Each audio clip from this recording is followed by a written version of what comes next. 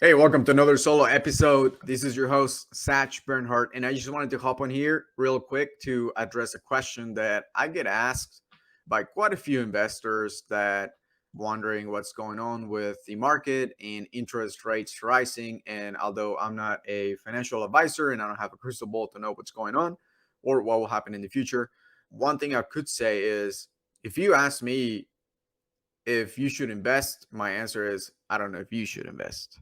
I don't know your personal finances. I don't know your personal situation. But if you ask me whether or not you should invest because interest rates are rising, my answer is going to be depends on the deal. Be assured that if someone like me, if you have been investing with me and I put a deal out there for you to invest in, regardless of the market condition, we had turned down so many deals because the numbers just don't work.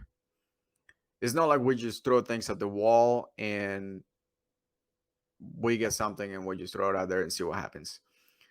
A lot of careful underwriting and due diligence goes into a lot of deals that don't come to fruition. And prior to interest rates rising, there were a lot more deals that we could actually, we call it pencil in, that we could actually make work.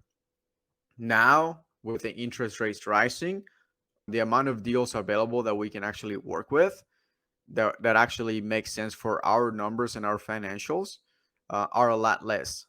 But that doesn't mean that if we put a deal out there, it's a bad deal.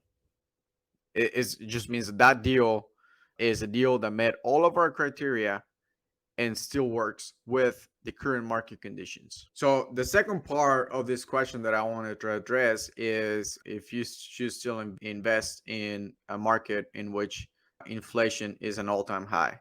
Personally, I'm still investing. If the prices of things are going up, then I don't want to be holding on to cash because cash becomes less and less and less valuable over time. So if you're able to invest in strong assets where you can place your capital and those assets keep going up in value, which is what happens when inflation keeps rising, you're actually better than just holding on to cash.